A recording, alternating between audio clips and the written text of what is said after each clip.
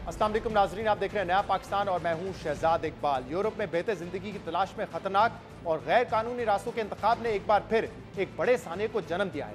एक बार फिर यूनान के समुद्रों में कश्ती डूबने से सैकड़ों पाकिस्तानियों की हलाकत और गुमशुदगी की अफसोसनाक खबर ने सबको तशवीश में मुब्तला कर दिया है। यूरोप में अच्छी जिंदगी गुजारने का ख्वाब दिखाकर इंसानी जिंदगियों को दांव पर लगाने का खेल कई सालों से जारी है, मगर हुकूमत और इदारे इस खेल को रोकने में बुरी तरह नाकाम है। हर कुछ अरसे बाद एक हादसा होता है, बयानबाजी होती है, अफसोस का इजहार किया जाता है और फिर मसले की जड़ तक पहुंचे बगैर हर बार मामला रफा दफा हो जाता है। यूनान के साहिल पर 14 जून को यह हादसा कैसे पेश आया, इस कश्ती पर लोग किस हाल में सवार थे, अब इस हवाले से खौफनाक तफसीलात सामने आ रही हैं। अब तक इस साने में 98 पाकिस्तानियों समेत 600 अफराद की हलाकत का खदशा जाहिर किया जा रहा है, जबकि पाकिस्तानी वजारत खारजा ने सिर्फ 12 पाकिस्तानियों के महफूज होने की तस्दीक की है। 10 जून को माहीगिरी के लिए इस्तेमाल होने वाली ये कश्ती लीबिया से इटली की तरफ रवाना हुई थी और जुनूबी यूनान के साहिल पर पहुंचकर ये कश्ती उलट गई, जिसमें 100 बच्चों समेत तकरीबन 750 अफराद सवार थे, जिसमें कम से कम 310 पाकिस्तानी भी शामिल थे। इटली पहुंचने से पहले यूनान के जनूब में गहरे समंदर में ये कश्ती कैसे डूबी, इस बारे में मुतज़ाद दावे किए जा रहे हैं। बाज़ गैर मुल्की मीडिया रिपोर्ट्स और कुछ ऐनी शाहिदीन का दावा यह है कि हादसा यूनानी हुकाम की गफलत की वजह से पेश आया। यूनान कोस्ट गार्ड्स ने बीच समंदर में इस कश्ती से रस्सी बांधी, जिसकी वजह से कश्ती तवाजुन बरकरार ना रख सकी और डूब गई, जबकि कश्ती में मौजूद अफराद मदद के लिए पुकारते रहे। मगर दूसरी तरफ यूनानी हुकाम का दावा है कि इंजन खराबी के बायस कोस्ट गार्ड ने कश्ती को रस्सी से खींचने की कोशिश की थी, मगर मुसाफिरों की मुजाहिमत की वजह से यह हादसा पेश आया। अक़वाम मुत्तहिदा के मुताबिक कश्ती में सवार 104 अफराद को बचाया जा सका है, 78 लाशें निकाली जा चुकी हैं, जबकि बाकी अफराद अभी तक लापता हैं। तशवीश की बात यह है कि इस कश्ती में गुजरात, गुजरावाला, सियालकोट और आज़ाद कश्मीर समेत कई शहरों से ताल्लुक़ रखने वाले पाकिस्तानी शहरी भी सवार थे, जिनमें से अभी तक कई अफराद का कोई अता पता नहीं है और अब इस हवाले से दर्द भरी कहानियां सामने आ रही हैं। गार्डियन की खबर के मुताबिक जिंदा बच जाने वालों ने बताया है कि कश्ती में पाकिस्तानियों को बुरी हालत में निचली सतह पर रखा गया था और खवातीन और बच्चों को अपने खाने में लॉक किया हुआ था, जिसकी वजह से उनके बच जाने का इम्कान सबसे कम था। रिपोर्ट्स के मुताबिक पाकिस्तानी शहरियों को पानी पीने से भी रोका गया था और बाहर निकलने की कोशिश पर उन्हें तशद्दुद का भी निशाना बनाया गया। कश्ती की हालत इतनी खराब थी कि डूबने से पहले ही कश्ती में सवार 6 अफराद सिर्फ प्यास की वजह से अपनी जान खो बैठे। खबर के मुताबिक मोहम्मद यूनुस नामी पाकिस्तानी ड्राइवर, जो बरतानिया में रिहाइश पजीर है, उसने अपने भाई समेत 45 रिश्तेदारों को इस साने में खो दिया है और ऐसी कई अनगिनत अफसोसनाक कहानियां हैं, दास्तानें हैं जो सामने आ रही हैं। ये वो सानिया है जिस पर हमें आंखें खोलने की जरूरत है। वजीर आजम शहबाज शरीफ ने साने पर कल यौम सोग का ऐलान किया है और तहकीकात के लिए 4 रुकनी कमेटी तश्कील दी है, जबकि इंसानी स्मगलिंग में मुलविस गैंग के खिलाफ मुख्तलिफ शहरों में क्रैकडाउन भी शुरू कर दिया गया है, जिसके बाद आज़ाद कश्मीर में 10 मुलजिमान को गिरफ्तार किया गया है, जबकि FIA ने कराची एयरपोर्ट से एक एजेंट को गिरफ्तार किया है। वजीर आजम अब इस बारे में तहकीकाती कमेटी तश्कील दे रहे हैं, मगर अलमिया यह है कि इस किस्म का हादसा पहली बार पेश नहीं आया, लेकिन हम शायद कार्रवाई करने से पहले किसी बड़े साने का इंतजार करते रहते हैं।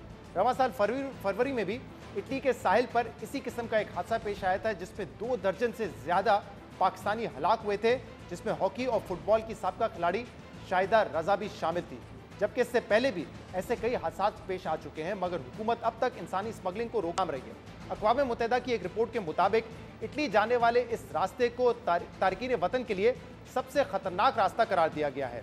पिछले 9 साल में 17,000 से ज्यादा अफराद इस रास्ते यूरोप पहुंचने की कोशिश में हलाक हो चुके हैं, मगर इसके बावजूद अपनी जान को खतरे में डालने का सिलसिला जारी है, जिसकी शायद वजह यही है कि बहुत से ऐसे लोग हैं जो अपनी जान को रिस्क में डाल के यूरोप पहुंचने में कामयाब भी हो जाते हैं। एक रिपोर्ट के मुताबिक पिछले साल पूरी दुनिया से तकरीबन 1,05,000 अफराद सिर्फ इटली पहुंचे थे, जिनमें 1000 अफराद का ताल्लुक पाकिस्तान से था। इस पर सवाल ये उठता है कि अगर हर साल सैकड़ों पाकिस्तानी गैर कानूनी तरीके से यूरोप जा रहे हैं, तो ऐसे में FIA और दीगर इदारे क्या काम कर रहे हैं? मगर अहम सवाल ये भी है कि शहरी अपना सब कुछ दांव पर लगाकर इस खतरनाक रास्ते पर क्यों निकलते हैं? ये लोग क्यों लाखों रुपए खर्च करते हैं? क्यों अपने और अपने बच्चों की जिंदगी को दांव पर लगाते हैं? जबकि हकीकत यह है कि अगर वो इस रास्ते यूरोप पहुंच भी जाएंगे तो इसके बाद भी उनका मुस्तकबिल बेहतर नहीं होगा, बल्कि वहां छुपा कर जिंदगी गुजारने पर वो मजबूर रहेंगे और कई तो गिरफ्तार हो जाएंगे या फिर उनको डिपोर्ट कर दिया जाएगा, लेकिन अच्छी जिंदगी मिलने की उनके पास कोई गारंटी नहीं होगी। इस पर मजीद बात करेंगे। मुतासरा फैमिली मेंबर्स इस वक्त हमारे साथ मौजूद हैं। हमारे साथ लुकमान याकूब हैं, जिनका ताल्लुक है गुजरावाला से, और सैयद शाहिद साहब ने हमें सियालिंग किया है। दोनों के रिश्तेदार इस कश्ती में सवार थे। आप दोनों का बहुत बहुत शुक्रिया ज्वाइन करने के लिए। शाहिद साहब, पहले आप बताइएगा कि आपके रिश्तेदार इस हादसे में मौजूद थे, क्या आपका रिश्ता बनता है उनसे और किसी किस्म की तफसीलात उनके हवाले से आपको मिली अब तक? जी सर, जो हादसे में मौजूद थे वो मेरे भतीजे थे, अली फरीद और तौहीद फरीद थे। और अभी तक सर कोई भी इतला नहीं वसूल हुई किसी किस्म की भी हमें। तो आप राब्ते में हैं पुलिस से या जो तहकीकाती इदारे हैं नहीं, उनसे? कोई तहकीकात अदारे ने भी हमसे रब्ता नहीं किया, ना किसी पुलिस FIA वाले किसी ने भी रब्ता नहीं किया अभी तक, किसी ने भी। और जिन एजेंट्स के थ्रू वो गए थे, जिस जरिए से गए थे, उनसे रब्ता करने की कोशिश की आपने? वहां से कोई जी तफसील जी, मिल सकी आपको? एजेंट था वो हमारे गांव का, ये कोटली नौशहरा है, सियालकोट में सियालकोट है, कोटली नौशहरा। तो वो उसका असलम है, तो वो हमारे गांव का था। तो जिस दिन ये वाकया हुआ था तो उस दिन एक दिन पहले ही उन्होंने हमें मुबारकबाद दी कि जी मुबारकबाद हो, आपके बच्चे पहुंच गए हैं, मिठाई वगैरह खिलाएं। हमने गांव में मिठाइयाँ बांटना शुरू कर दी, मिठाई वगैरह बांटी। तो जो ही हमें सोमवार वाले दिन, मंडे वाले दिन पता चला कि ये तो झूठ बोल रहा है, तो ये कश्ती के साथ इस तरह का हादसा पेश आया है। तो फिर हमने उनके घर गए तो उनके घर कोई भी बंदा नहीं था, बीवी बच्चे कोई भी नहीं था, ताले लगे हुए थे, वो भाग गया। उसके बाद उसका नंबर बंद था, कोई रब्ता नहीं हुआ हमारा उनके साथ ना फिर। कोई राब्ता आपका नहीं हुआ उनसे जब आपको हादसे की तफसीलात मिली हैं? मुझे ज़रा तफसील से बताइएगा कि कब और कैसे आपके जो दो भतीजे हैं जो लापता हैं इसमें अब तक, वो कब और कैसे गए? एजेंट से कैसे राब्ता हुआ? किस किस्म की डील थी जिसके ज़रिए वो गए थे? एजेंट से हमारा जो रास्ता हुआ था वो बेसिकली हमारे गांव से था वो। क्या नाम है और उनका? उसके बाद वो बेसिकली वो हमारे गांव से था वो नाम क्या एजेंट। है उनका? मेरा नाम सैयद शाहिद है और नहीं उसका नहीं। नाम एजेंट का हाँ, असलम था। असलम। जी। जी जी। और उसके साथ एक मुमताज है जो एजेंट है, वो अपने आप को FIA का इंस्पेक्टर कहलाता है, जो इधर गुजरांवाले के पास है, जो उनकी जो ब्रांच है FIA के, कहता है मेरी उधर ड्यूटी है। लेकिन वो अब पता चला है कि वो अपने आप को पता नहीं फेक कह रहा है या सही है, ये कंफर्म नहीं है। लेकिन वो एजेंट वो भी है इसके साथ, असलम के साथ। अच्छा, वो शख्स ने अपने आप को बताया था कि मैं FIA में काम करता हूँ? जी, FIA का मुलाजिम हो, ASI। ASI बताया था अपने आप को, FIA का, ठीक है। और फिर क्या हुआ? आप लोगों ने पैसे दिए? क्या उन्होंने आपसे कहा? किस तरह कन्विंस किया आप उनसे लोगों को? जो हमारी बात हुई थी तो वो कह रहे थे कि इधर से बाई एयर लिबिया लेके जाएंगे। लिबिया से हम जो कार्गो शिप नहीं होता, बड़ा शिप होता है जो 3-4 मंजिलों वाला, जी। उससे लेके जाएंगे। ठीक है, तो हमारी बात हुई, हमने कहा जी ओके। वो हमने उनको 47 लाख रुपया दिया था कितना? कैश। 47? 47 लाख रुपया, अच्छा। 47।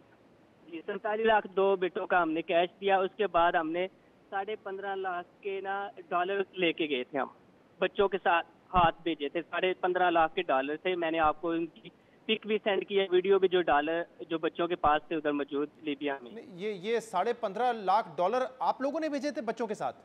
नहीं, चेंज 15.5 लाख डॉलर जो रुपए थे ना पाकिस्तान, उनके चेंज डॉलर में चेंज करवा के साथ भेजे थे हमने।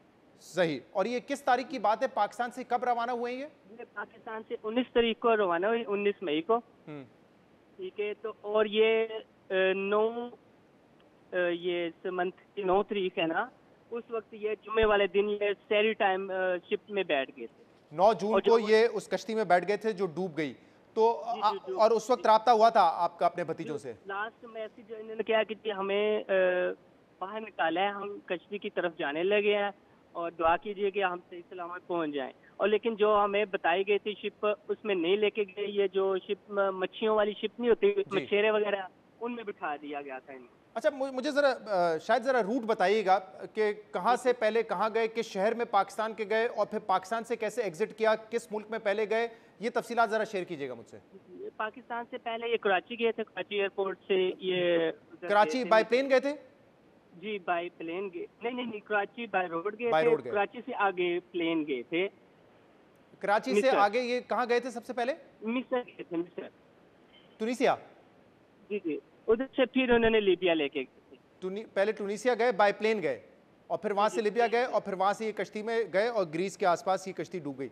लेकिन ये इटली के लिए जाना था जी, और ये उसकी तरफ मतलब डूब गई, यूनान की तरफ। और इटली में क्या किसी किस्म की नौकरी मिलनी थी वहाँ पे उनको? क्या कहा था एजेंट ने?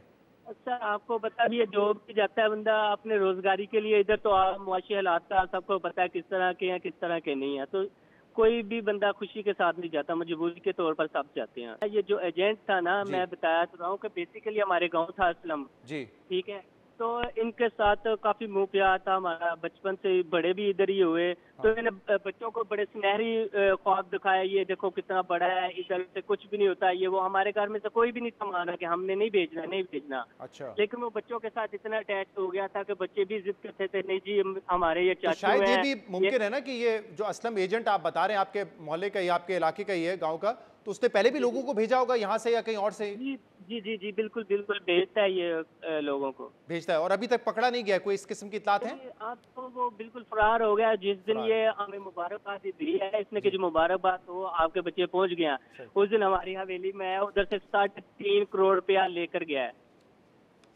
3 करोड़ रुपए लेके गया यहाँ से? 3.5 करोड़ रुपया, क्योंकि 5 तो हमारे गांव के थे और एक साथ ये जो माची के वाले बता रहे हैं ये भी मेरे गांव के पास ही है। अच्छा, 5 तो लोग आपके गांव के थे जो इसमें गए, और किसी की कोई इत्तलात नहीं है अभी तक? जी जी, किसी की भी नहीं। और ये जो बता रहे हैं ना माची के वाले भी मेरे दूसरा गांव है पास ही है, इसके साथ चक निजाम है, उधर से भी ये बच्चे थे गए, उनका भी कोई पता नहीं चला। साथ ही हमारे जरा वाली है 3 बच्चे उधर से, उनका भी नहीं कोई पता। एक साथ ही गाँव है हमारा, 3 बच्चे उधर से हैं, मतलब किसी का भी नहीं पता चल रहा। सही है। तो कुल कितने अफराद हैं जिनको आप जानते हैं कि जो इस कश्ती में सवार थे? मैं जिनको जानता हूँ वो 15 अफराद है। 15 लोग ऐसे थे, और 3 करोड़ रुपए जी तो आपके सामने जमा किए थे इस एजेंट ने? जी जी जी अच्छा, अब मुझे ये बताइए, आपने कहा कि कराची गए, कराची से ये सबसे पहले टुनीसिया गए, तो और बाय एयर गए, तो आपके जो जी दोनों भाई। भतीजे हैं उनके पास पासपोर्ट, वीजा, ये सारी चीजें थी? जी जी, पासपोर्ट था, मैंने आपको सेंड किया है, शायद आपने देखा है। जी, वो एयरपोर्ट की पिकिंग है। सही। और ये पासपोर्ट उन्होंने खुद बना के दिए थे? ओरिजिनल डॉक्यूमेंट्स थे ये सारे? जी जी, पता नहीं ओरिजिनल थे या फेक थे, लेकिन हमें क्या पता ये ओरिजिनल या फेक है, लेकिन उन्होंने ही बना के दिए थे ये। एजेंट ने ही बना के दिए थे? ठीक जी, है। क्योंकि आप बच्चों की तो एज है थोड़ी सी छोटी सी एज थी, तो आपको पता है आईडी कार्ड भी नहीं बनता बच्चों क्या, का अच्छा ना। तो अच्छा, 18 साल के भी नहीं थे? उससे भी छोटे थे? नहीं नहीं, 18 साल के नहीं थे, एक की 15 साल थी और एक की 15.5 या 16 साल थी। 15-16 साल इनकी उम्र थी, तो जाहिर सी बात है शनाख्ती कार्ड तो नहीं बनता, पासपोर्ट फिर भी बन सकता है, लेकिन आप कह रहे हैं कि आप लोगों ने नहीं बनाया, एजेंट ने बना के दिया, असली था नकली था ये आपको नहीं पता? जी जी बिल्कुल। सही। सही, हमारे साथ ही रहिएगा। शायद आप लुकमान याकूब साहब भी हमारे साथ मौजूद है, गुजरावाला से आपका ताल्लुक है। लुकमान, जरा आप बताइएगा कि आपके कौन रिश्तेदार थे और कोई इतलात उनके हवाले से मौसूल हुई आप? जी सर, एक तो मेरा भाई था ना मोहम्मद सामद यकूब, और एक मेरे मामू का बेटा था मोहम्मद नासर अली। आपका भाई था सगा, और आपका मामूजाद भाई भी था उसमें? जी जी।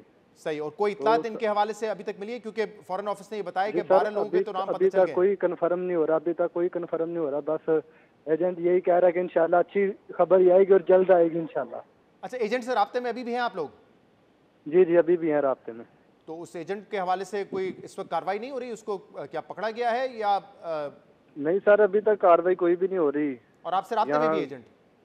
जिस तरह का कानून है वैसी ही बात होगी ना। नहीं, तो आपसे राब्ते में है जो इस वक्त लोग तहकीकात जी, कर रहे हैं, तफ्तीश एजेंट कर तो रहे हैं? हमारे राब्ते में है।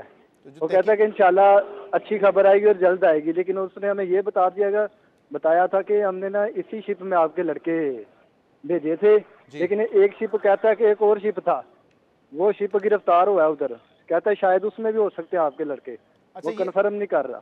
आप बड़ी पता अहम नहीं वो बात बता कैसे रहे हैं। गए। आप बता रहे हैं कि जो एजेंट है वो अभी आपसे राब्ते में है, लेकिन जो तहकीकात वगैरह हो रही है उसमें उस एजेंट को अभी तक कोई गिरफ्तार नहीं किया है किसी ने? नहीं सर, किसी ने नहीं किया। सही। इंशाल्लाह हम इसको गिरफ्तार करवाएंगे, लेकिन आप कह रहे हैं कि अभी तक वो आपको दिलासे दे रहा है कि शायद वो किसी और कश्ती में हो और बाहिफाजत जी, पहुंच वो जाएंगे अपने यही मुकाम। कह रहा है कि इंशाल्लाह आप अच्छे की उम्मीद रखें, कहता है दुआ करें कि अल्लाह पाक आपके भाई को सलामत रखें। अब बहुत जी। कम फोन सुनता है, उसका बेटा जो लिबिया से है ना अब्दुल्ला, हाँ। वो ज्यादातर कांटेक्ट में रहता है। अच्छा, अब्दुल्ला शहजाद अहमद का बेटा है, वो आपसे राब्ते में है और जी जी, लिबिया में वो है लिबिया से है। वो लिबिया में। लुकमान साहब, जरा ये बताइएगा नाम क्या है एजेंट का? इसका नाम है शहजाद अहमद, लद्दे वाला गुराए से हमारे साथ ही है, माची के संधु हमारा गाँव है, एक मिनट, उसके साथ है लद्दे वाला। मुझे बताएं, शहजाद अहमद नाम है उनका, और कहाँ से ताल्लुक है इनका? शहजाद ये लद्दे वाला गुराया। सही है, आपके गांव का ही है ये भी? जी, साथ है गाँव, हमारे गाँव के साथ गाँव है, लद्दे वाला हमारा गाँव, माची के संधु है। और कितने लोगों को आप जानते हैं जो इस एजेंट के जरिए गए थे? सर मैं तकरीबन 6-7 लोगों को जानता हूँ इस एजेंट के जरिए गए हैं। और कितने पैसे लिए इसने आपसे? सर 22 लाख रुपए। 22 लाख रुपए फी शख्स लिए इसने? जी और, जी जी। और आपका जो भाई है और मामूजाद भाई, उसकी क्या उम्र थी? भाई की उम्र अभी 17 साल थी, जी। और जो मामूजाद भाई है उसकी उम्र तकरीबन 29 से 30 साल थी। 29 से 30 साल थी। तो क्या एजेंट ने क्या आपसे कहा था 22 लाख रुपए लेते हुए कि इनको हम किस मुल्क में पहुंचाएंगे और उसने नौकरी देंगे, क्या उसने आपको कहा था? उसने हमें बोला था कि हम ना ये 15 जून को गए थे, आज से 5 माह पहले। 5 माह पहले? जी जी 15 जून को वो ले गया था। वो कहता था 15 कि जून नहीं, इंशाल्लाह तारीख मुझे सही तरह बताएं। आपने 5 माह ना पहले, 5 माह पहले 15 जून तो नहीं हो सकता, 15 जनवरी कह रहे हैं आप? जी जी 15 जनवरी 15 जनवरी सही है, 15 जनवरी को गए थे यहाँ पाकिस्तान से? जी जी 5 माह पहले। और कहाँ गए यहाँ से? जी सर ये इधर से ले गया था दुबई, दुबई से आगे मिस्र और मिस्र से लिबिया। दुबई से मिस्र और मिस्र से लिबिया, और फिर ये कश्ती में सवार हुए थे। और आखिरी कांटेक्ट आपका कब हुआ इनसे? सर ये ना इसने पहली दफा जब इसने उधर 2 माह रखा उनको। कहाँ पर? 2 माह बाद उसने ना हमें बोला था कि हम आपको ना गेम करवाएंगे बड़े शिप की। नहीं, उसने ना छोटा जो स्पीड बोट नहीं होता, इसने शहजाद अहमद ने ना जी जी मुझे एक उधर मिनट, लिबिया में लुकमान जरा बताइए कि 2 माह कहाँ पे रखा था उनको? अपने पास रखा उधर राइश पे लिबिया में। लिबिया में, ठीक है जी तो इसने हमें बोला था कि इंशाल्लाह हम आपको गेम करवाएंगे बड़े शिप की, जो बड़ा शिप होता है जो 2-3 मंजिली होता है, सही, उसमें आपको गेम करवाएंगे। लेकिन इसने छोटा जो स्पीड बोट नहीं होता उसमें हमारे भाई को गेम करवा दी, और उस शिप में बेहोश भी हो गया था। लेकिन वो अल्लाह की करनी ऐसे हुई कि वो शिप पकड़ा गया, और मेरा भाई 1 माह पूरा जेल में रहा उधर। और इसने उसे छुड़वाने के लिए हमसे 8 लाख रुपया फिर लिया, कहता अब उसे जेल से छुड़वाना है। अच्छा, एक मरतबा वो शिप में जा रहे थे, वो शिप पकड़ा गया, ये गिरफ्तार हुए, जेल में रहे, फिर मजीद पैसे लिए और फिर ये रिहा हो गया था आपका भाई? जी फिर इसने रिहा करवा दिया था। और अब ये इस शिप में था जो कि फिर उलट गई? अब इसने इसमें गेम करवाई है, और कहता रहा कि बड़ा शिप होगा, लेकिन बड़े शिप में गया, लेकिन इन्होंने ज्यादती ये किया कि इतने ज्यादा मैसेंजर उसमें बैठ नहीं थे सकते जितने इसने बिठा दिए उसमें। सही। तो मुझे भी बताएं कि इसके पास भी सारे डॉक्यूमेंट से असली पासपोर्ट था, वीजा था, क्योंकि पहले दुबई गए ना और दुबई से आगे निकले, तो बाय रोड ही गए होंगे दुबई? सर असली पासपोर्ट था हमारे भाई के पास, और मेरे कजन साथ भाई के साथ भी पासपोर्ट था, लेकिन पासपोर्ट के ऊपर कोई वीजा वगैरह नहीं था। वीजा नहीं था? जी इसने पता नहीं कहाँ से कैसे टिकटें करवाई, और बाई एयर ही भेजा था इसने। बाय एयर दुबई भेजा था, और दुबई से फिर ये मिस्र गए थे सबसे पहले। जी और मुझे बताएं कि ऐसी क्या मजबूरी थी लुकमान साहब, क्योंकि आपको भी पता होगा कि गैर कानूनी तरीके से भेजा जा रहा है, या फिर आपको ये बताया था कि कानूनी तरीका है ये? सर ये हमें भी पता था कि गैर कानूनी है, लेकिन वो कहते थे कि इंशाल्लाह दुनिया जाती है, और ये सबसे अच्छा रास्ता है। मतलब सुहाने बाग दिखाए थे ना इसने, एजेंट ने। सही है। और आपको ये बताया था कि ये कानूनी तरीके से जा रहे हैं? जी जी तो मर के लीगल जाते हैं लोग, अच्छे तरीके से जाते हैं, बड़े शिप होते हैं उसमें बैठ के जाते हैं आराम से। और आपको अंदाजा था कि वहां पे भी जब ये इटली पहुंचेंगे या किसी और मुल्क में पहुंचेंगे तो वहां पे भी कोई अच्छा रोजगार मिलना बड़ा मुश्किल होता है, वहां पे भी जाएंगे तो बड़ी मुश्किल लाइफ होगी, जिंदगी होगी जहाँ पे छोटी मोटी नौकरी करेंगे? पाकिस्तान से तो अच्छा ही मिल जाता है वहाँ रोजगार, और जल्दी मिल जाता है। ये कैसे आपको हमारे पता है? हुक्मरानों से तो वो पहले रिश्तेदार उनका कई वहां गुना पे अच्छे है ना। नहीं, मैं कह रहा हूँ कि कोई आपका पहले रिश्तेदार वहाँ पे मौजूद है जिसने आपको बताया कि आप यहाँ पे आ जाएं, आसानी नौकरी भी मिल जाएगी, अच्छा रोजगार मिल जाएगा आप लोगों को? जी जी सारे मेरे दोस्त होते हैं उधर, और वो अच्छे रोजगार पे लगे हुए हैं। हमारे गांव के लड़के काफी ज्यादा उधर होते हैं, और एक मेरा दूर का रिश्तेदार है वो वहाँ होता है। वो कहते हैं इंशाल्लाह अच्छी उनकी पिज़्ज़ा शॉप है खुद की, वो कहते हैं अच्छी जॉब मिल जाएगी। और वो भी ऐसे कश्ती के जरिए गए थे वहाँ पर? नहीं वो सर वो ना बहुत पहले गए हैं, तकरीबन 15-16 साल पहले गए हुए थे। सही, बहुत बहुत शुक्रिया शाहिद साहब, और आपने तफसीलात बताई, और आपने सुना कि वो कह रहे हैं कि डॉक्यूमेंट्स भी बनाए, वीज़ा लगवाया, फिर दुबई गए, दुबई से मिस्र, और मिस्र के बाद फिर वो लिबिया गए। वहाँ पर एक शख्स को तो 1 महीना लगा पहुँचने में, लेकिन लुकमान साहब ने बताया कि उनका जो भाई और मामू वो 5 माह पहले पाकिस्तान से एग्जिट किया था। यहाँ पर बड़ी अहम बात यह है कि जो एजेंट्स हैं वो ये बताते हैं, एक तो पहले लाखों रुपये लेते हैं, फिर गैर कानूनी तरीके से आपको बाहर भिजवाते हैं और ये लालच देते हैं कि वहाँ जाके आपको अच्छा रोज़गार मिलेगा। ये तमाम लोगों के लिए बड़ी इंपॉर्टेंट इन्फॉर्मेशन है कि एक तो जाना बहुत रिस्की है, पैसा भी ज़ाय करेंगे, पकड़े जाने के चांस है, जान गंवा सकते हैं आप अपनी, और जब वहाँ पे पहुँच भी जाते हैं, इटली पहुँच गए या किसी और मुल्क में पहुँच गए, तो ये ना सोच के जाएं वहाँ पर कि कोई बहुत अच्छा रोज़गार मिलेगा। वहाँ के हालात वैसे ही बड़े टफ हैं, और अगर पाकिस्तानी गैर कानूनी तरीके से पहुँच भी जाते हैं तो कोई छोटी मोटी नौकरी करते हैं, कोई ऐसी शाना उनकी ज़िंदगी नहीं होती जिससे उनकी लाइफ बन जाए। तो इस चीज़ का बहुत ख्याल रखना चाहिए कि जो एजेंट्स दिलासे देते हैं कि बड़ी ज़बरदस्त नौकरी होगी, आपकी लाइफ बन जाएगी, ऐसा कुछ होगा नहीं अगर आप उन मकामात तक पहुँच भी जाए। एक ब्रेक प्रोग्राम में शामिल करेंगे, इसके बाद मजीद बात करेंगे, हमारे साथ रहिएगा। वेलकम बैक नाज़रीन। पिछले चंद दिनों से ये खबरें सामने आ रही थी कि पीपल्स पार्टी और नून लीग के दरमियान इख्तलाफात बढ़ रहे हैं, लेकिन कल पीपल्स पार्टी के चेयरमैन बिलावल भुट्टो ज़रदारी साहब ने वफाकी हुकूमत के बजट पर तहफ़्फ़ुज़ात का इजहार किया। उन्होंने ये कहा है कि सिंध में सैलाब मुतासरीन के लिए अगर फंड्स नहीं रखे गए तो पाकिस्तान पीपल्स पार्टी वफाकी हुकूमत के बजट को वोट नहीं देगी। इसके अलावा कल हमारे प्रोग्राम में नफीसा शाह साहिबा ने भी बजट पर तनकीद की कि कोई फिस्कल डिसिप्लिन इसमें नज़र नहीं आया, जिसका जवाब आज एहसन इकबाल साहब ने दिया है। उन्होंने कहा है कि हुकूमत जो भी फैसला करती है वो इत्तेहादियों के इत्तेफाक के राय से करती है, जलसों में तनकीद नहीं होनी चाहिए, इससे सियासी बेयकीनी में इजाफा होता है। हुकूमत हमेशा कोशिश करती है कि हर फैसले को इत्तेफाक के राय के साथ किया जाए। हमारे कोलिशन पार्टनर्स, उन्हें भी इस बात का एहसास होगा कि जलसों के अंदर आपस में तनकीद की जाएगी तो उससे सियासी बेयकीनी पैदा होती है। अगर आपके कोई शिकायत हैं तो वजीर आजम ने हमेशा आपकी शिकायत को दूर किया है, लिहाजा हमें जलसों में बातें करने से परहेज करना चाहिए और अपनी कमेटियों के अंदर, काबीना के अंदर बैठकर बातें करनी चाहिए। एहसन इकबाल साहब ने आज ये भी कहा है जब सैलाब आया तो उसके बाद 80 अरब रुपए वफाकी हुकूमत ने BISP के जरिए सिंध और बलूचिस्तान में जो सैलाब मुतासरीन है उनको दिए।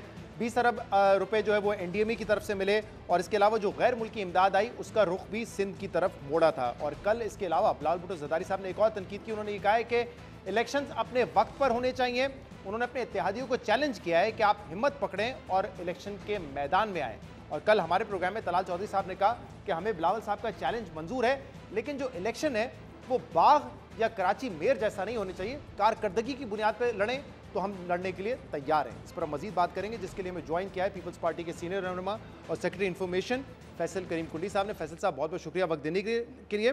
फैसल साहब, ये क्या मसला हो गया सडनली, क्योंकि बजट आप लोगों ने काबीना में अप्रूव किया होगा, आपके क्लाइमेट के वजीर शहरी रहमान भी होंगी, बिलावल साहब भी होंगे, सडनली तनकीद कर रहे हैं कि फंड्स नहीं रखे गए हैं सैलाब मुतासरीन के लिए।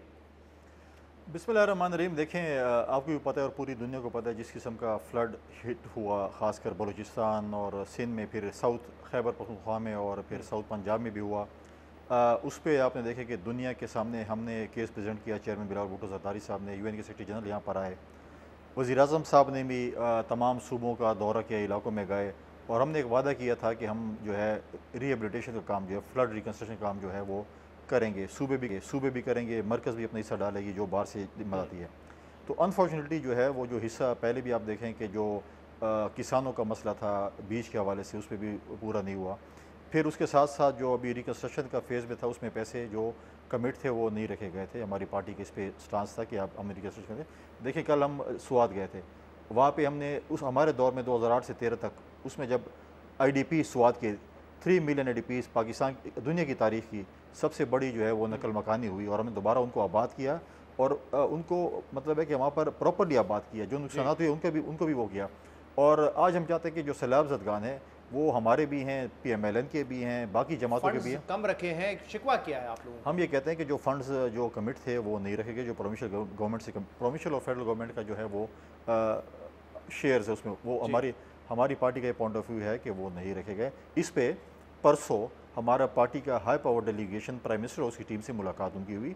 खुर्शीद शाह साहब, शहीद रहमान साहब, मीटिंग हो चुकी है और कल भी उन्हीं कोई मुलाकात? हाँ, नवीद कमर साहब थे उसमें, CM सिंध थे, निसार खोड़ो साहब थे, तो वो मिले हैं और कल दोबारा प्राइम मिनिस्टर के साथ दोबारा मीटिंग की। हमने अपने जो हमारे खदशात हैं, चाहे वो सिंध के हवाले से हैं, चाहे पंजाब और KP के हवाले से, हमने उनके सामने रखे।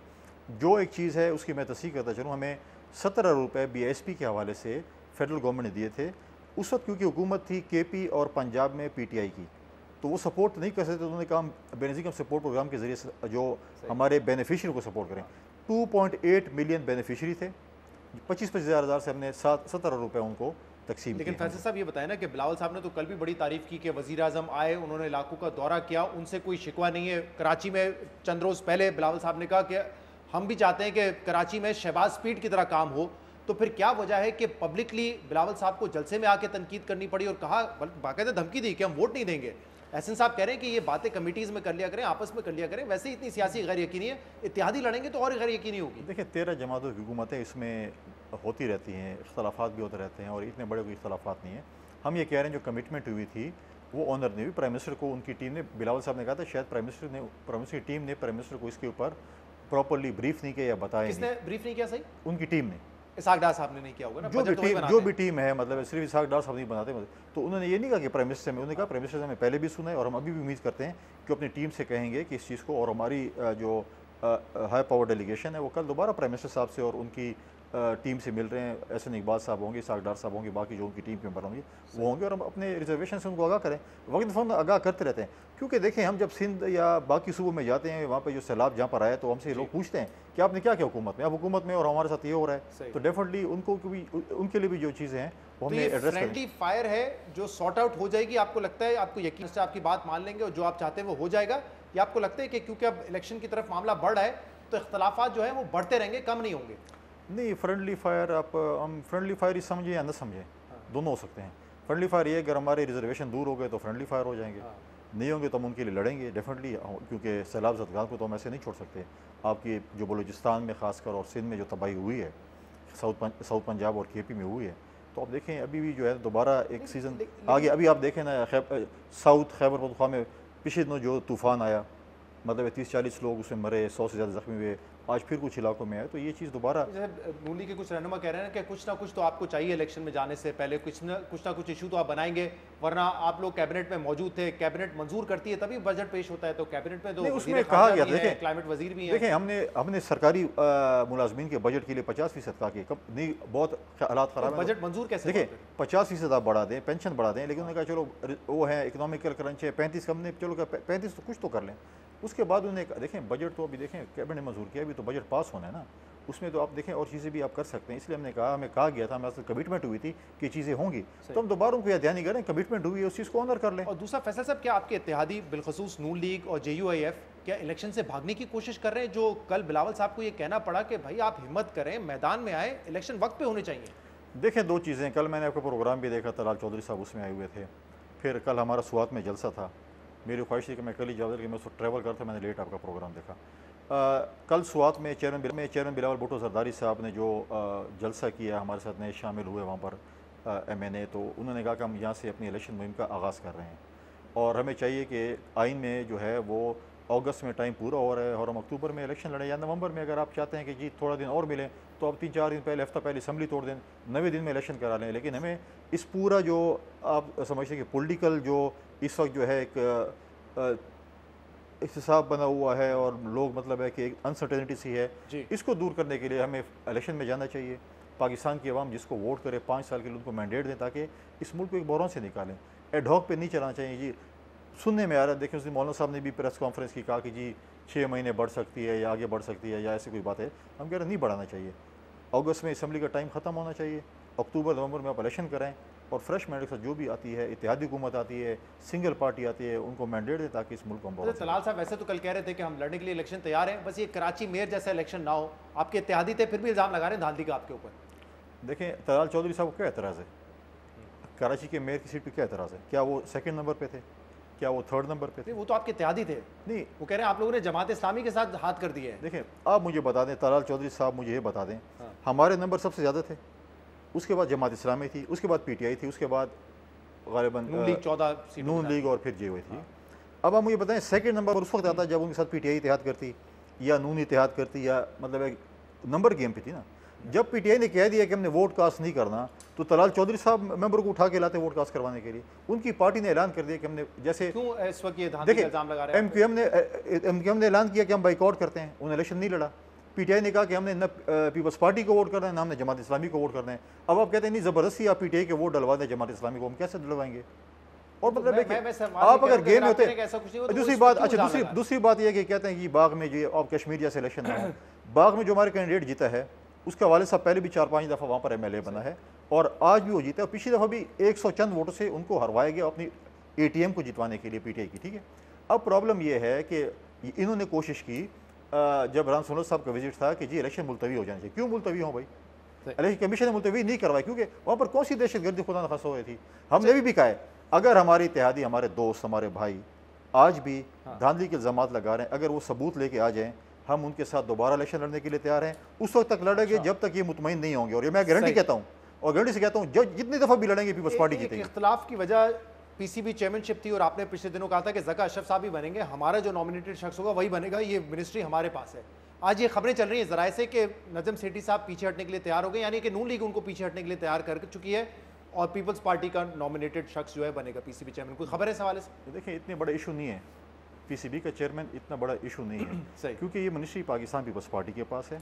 पाकिस्तान पीपल्स पार्टी चाहती है कि पाकिस्तान पीपल्स पार्टी का ही, क्योंकि पहले भी जब ये नजम सेठी का हुआ तो हमसे ये कमिटमेंट हुई थी कि ये एडहॉक टाइम के लिए और हम तो हमारा हक बनता। देखिए उनके पास जो मिनिस्ट्री, हमने कभी नहीं कहा कि आपके पास जो मिनिस्ट्री है उनके हेड जो हमारे पार्टी के लगा लें, तो हमारी मिनिस्ट्री है तो हमारा हक बनता है कि हमारी पार्टी की लीडरशिप किसी को ज़का अशरफ को बनाए या अली बेजीब किसी को बनाए, हमारा हक बनता है कि हमारा। बहुत बहुत शुक्रिया फैसल साहब हमारे साथ मौजूद थे। प्रोग्राम में एक ब्रेक शामिल करेंगे, इसके बाद हम मजीद बात करेंगे, हमारे साथ रहिएगा।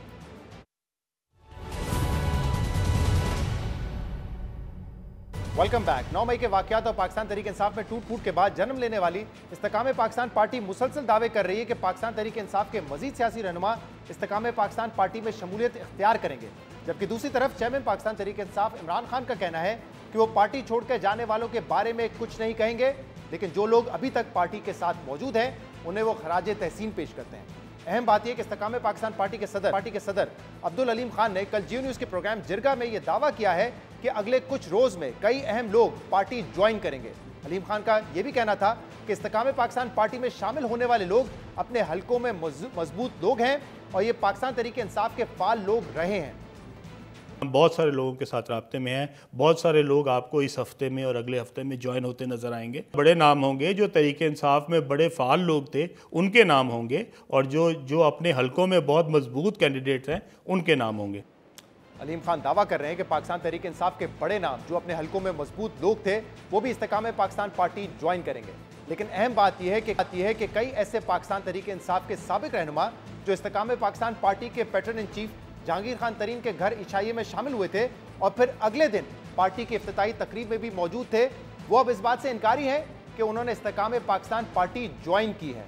हमने चंद ऐसे पाकिस्तान तहरीक इंसाफ के साबिक रहनुमाओं जिन्होंने जेल से बाहर आकर पाकिस्तान तहरीक इंसाफ छोड़ी और इस्तेकाम पाकिस्तान पार्टी की इफ्तिताई तकरीब में शिरकत की, उनसे शो पर आने के लिए राब्ता किया, लेकिन उन्होंने प्रोग्राम में शिरकत से इनकार कर दिया।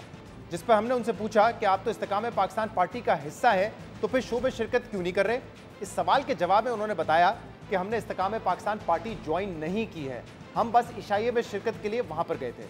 जिस पर हमने उनसे पूछा कि अगर पार्टी ज्वाइन नहीं की तो फिर आप इस्तेकाम पाकिस्तान पार्टी की इफ्तिताई तकरीब में क्यों मौजूद थे, तो पाकिस्तान तहरीक इंसाफ के साबिक रहनुमाओं ने कहा कि वहां जाना हमारी मजबूरी थी और शिरकत ना करना हमारे लिए ऑप्शन नहीं था।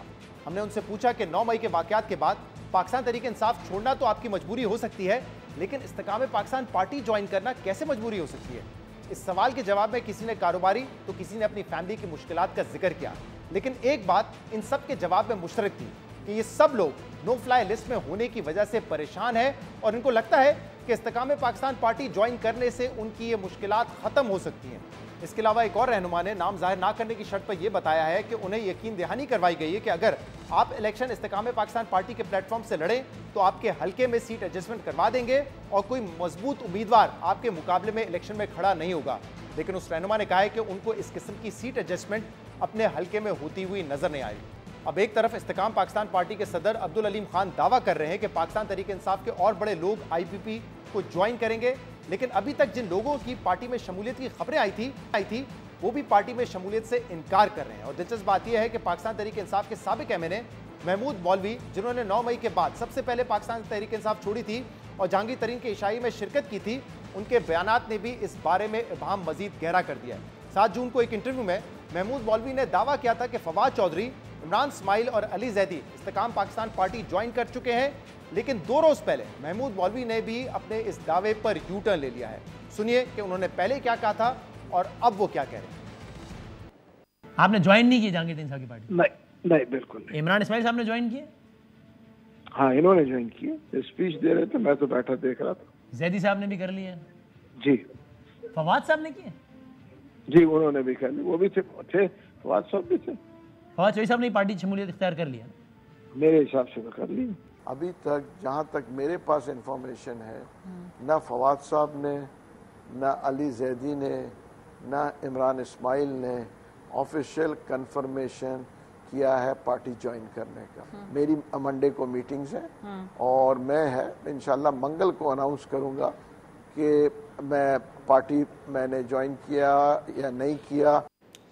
महमूद मौलवी के इन बयानात ने यह सवाल खड़ा कर दिया है कि जिन लोगों ने जहांगीर तरीन की इशाई में शिरकत की थी, क्या वो वाकई उनकी पार्टी में शामिल भी हुए हैं या नहीं। और अगर अभी तक फवाद चौधरी, अली जैदी, इमरान इस्माइल समेत दीगर साबिक पीटीआई के रहनुमाओं की पार्टी में शमूलियत गैर यकीनी है, तो आने वाले दिनों में मजीद अहम रहनुमा कैसे इस नई जमात का हिस्सा बनेंगे। आज के प्रोग्राम में इतना ही। शो से इजाजत दीजिए।